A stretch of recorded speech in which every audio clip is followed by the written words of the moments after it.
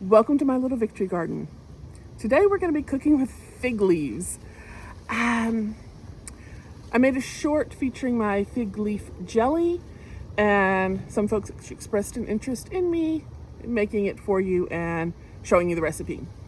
It is super easy, and maybe I'll have enough energy tomorrow to make ice cream as well. Who knows? But the leaves are absolutely delicious. The texture's funky, so you use it more for flavoring than for eating outright. It's a wide range of things you can do with this.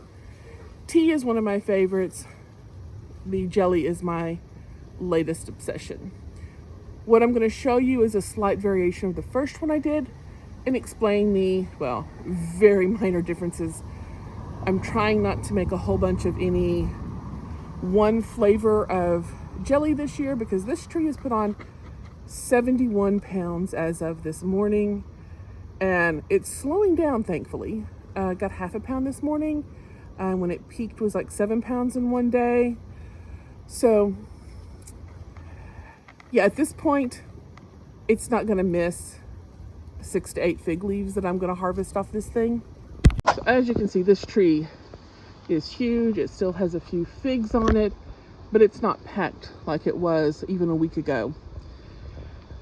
It started its season 2 weeks earlier than normal. And as I said, I've gotten 71 pounds off this tree already. And I have a pantry full of jam and a freezer full of figs. But we're going to focus on using these leaves.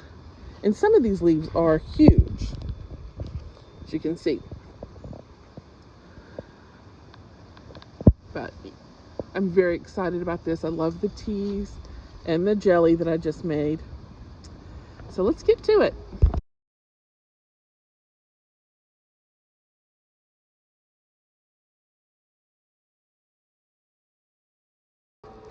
So here we've got everything I need to make the jelly, other than, the water.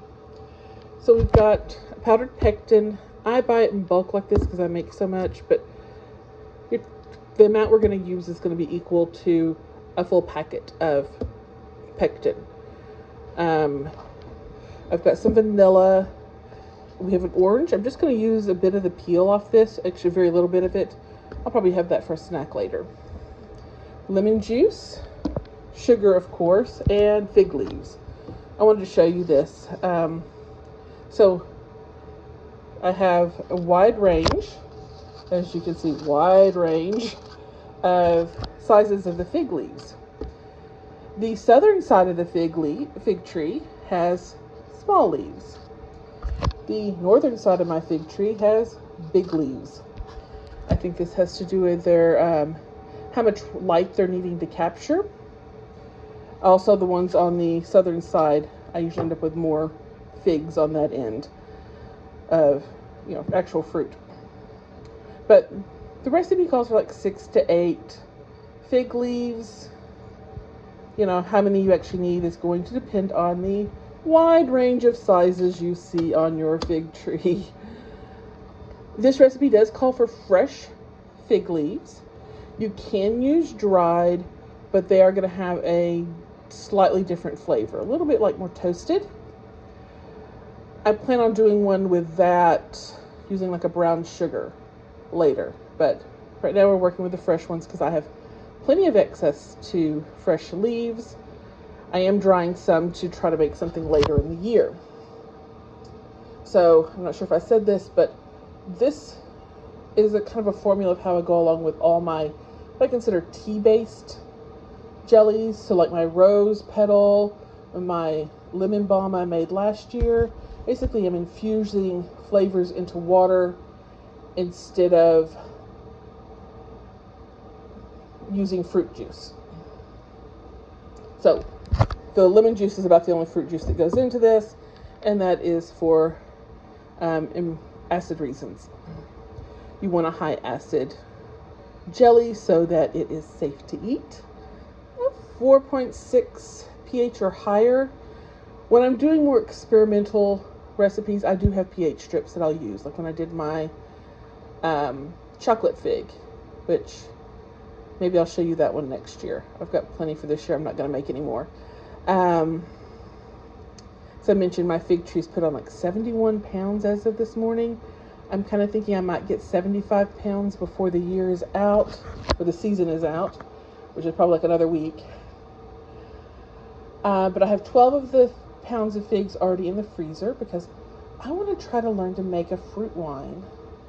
I'm not going to use all of that for that, but I'll have some backups for later. And my blackberry jam I did earlier this year actually used the frozen figs from last year. But anyway, fig leaves, orange peel, pectin, vanilla, lemon juice, and sugar, and 3 cups of water. That's all you're going to need. So this is the fig leaves and orange peel. You'll see that I cut the fig leaves in about 1 to 2 inch pieces, and then I've got like a 1 by probably 3 inch strip of the orange peel that I just got with a vegetable peeler and just took that thin layer off. At this point, I put the 3 cups of water in a saucepan along with the orange peel and all of the fig leaves, and it seems like there's almost as much fig leaf here as there is water. So it just barely covers it. And you're going to want to bring this to a low, you're going to warm it. You're going to get it where it's steaming, maybe like a little bit of a low simmer, but you do not want to get this water to a full boil because you don't want it to make the leaves bitter or grassy flavored. You're trying to get that coconut almondy flavor that the fig leaves have without it, like I said, getting bitter.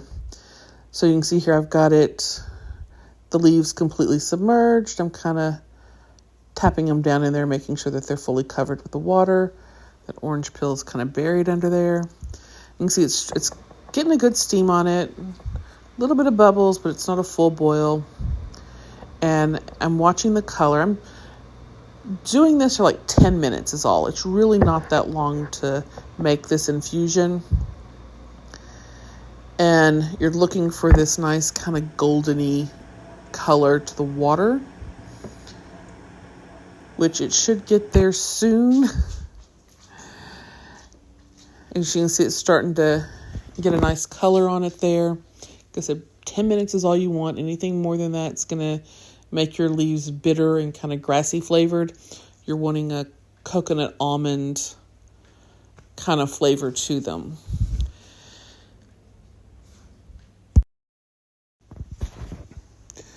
So the color is just about right here. And so I'm taking the fig leaves out. I'm taking as much of the stuff out with just some tongs so that when I go to strain it, I don't feel like I have as much to strain out.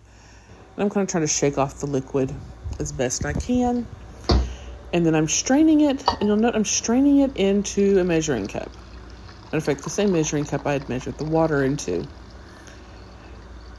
And making sure I get all the leaf bits and stuff out of this infusion. And I'm pressing it a little bit to try to get as much liquid as I can. Yeah, there was a little bit leaf bit that made it in there. That's going on. And so then I next check what the level is, because we want 3 cups of water and it is steamed down to a little over 2 cups. So I've added the 2 cups of water here. And then we put this back in the pot along with the lemon juice and the pectin. And okay, I know I just ended up dumping this pectin in. That is not the best way to do that. It would be better to sprinkle it in and whisk as you're going to help it dissolve more efficiently. So I ended up doing a pretty vigorous whisk trying to break this up. And you're trying to bring this up to a boil. And then once the pectin's fully dissolved and you've got it at a good temperature, you pour in all the sugar at once. And you whisk it to dissolve it, and then you're trying to bring this up to a vigorous boil, a rolling boil, so that while you're stirring it, it doesn't actually stop the water from boiling. And you want to boil for only 1 minute. If it boils longer than that, it's gonna be too hot, firm, and it'll be almost more like a candy than a jelly. And I know it looks a little murky here, but once it fully dissolves, it does turn into a pretty clear color. As you see here, it just kind of happens pretty quick. And after it's got a nice, so we're taking some time to get a boil on there. You see it's foaming and everything.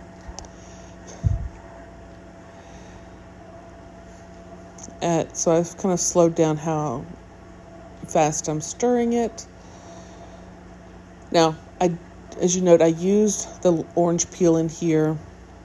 It is not necessary. It makes a very subtle flavor change. And you can do other things also to change up the flavor of this jelly if you want various variations. I've considered using some orange blossom water I've got on hand. That's something I'd add at the end. As far as infusing it, some lemon balm would be really nice.